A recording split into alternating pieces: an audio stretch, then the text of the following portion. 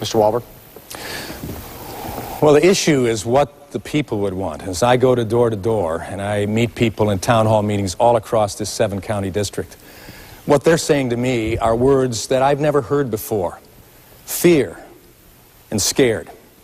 They fear their job prospects. They fear the loss of a job. They fear the future of job opportunities for their kids, their friends, their neighbors.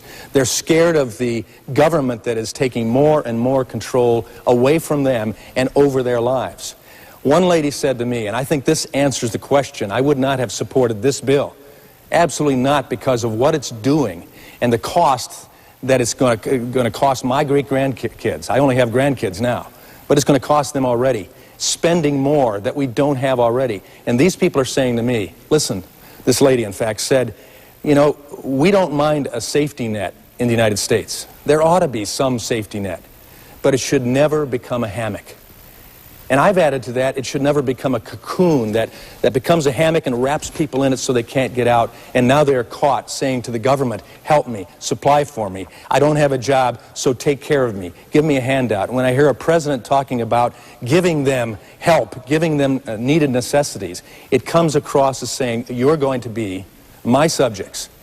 Mark Schauer, you are going to be the one responsible for your people and not the people themselves.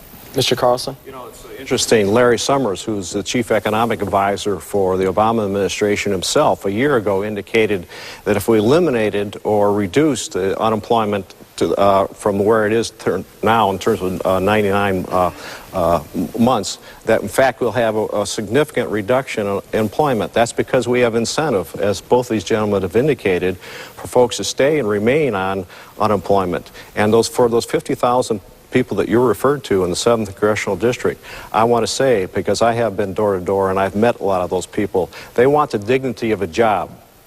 They don't want a handout from government because there's so many strings, there's so many attachments, and you become dependent on government. We can't let that happen in this country.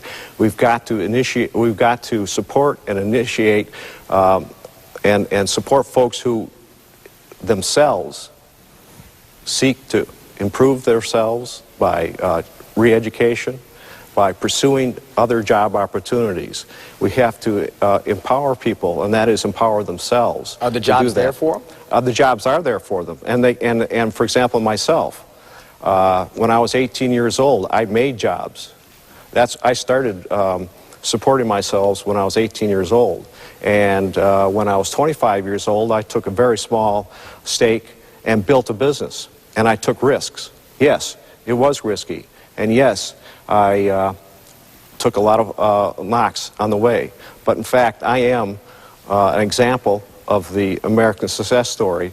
And it didn't take any particular advantage on my part, but it took determination and work and willingness to go the extra mile. And that's what we need to have folks themselves initiate their own progress. Mr. Rooney, Mr. Walberg, are there jobs in the district for those folks whose benefits are running out? There are some jobs, but of course there's not a lot of jobs. You know, when I go door to door, I hear the same thing. I want the dignity of a paycheck, not another unemployment check. I've talked to the owners of a fast food restaurant here in Jackson, and there are jobs there. The problem is the incentive is not to keep that job. It's to go on unemployment, get your bridge card and those sorts of things. And it's a systemic problem that we need to stop here in Michigan because it becomes a cultural thing. And those are problems that we fixed once under the Clinton administration with a Republican Congress. And hopefully when we have a Republican Congress in 2010, we can fix it again.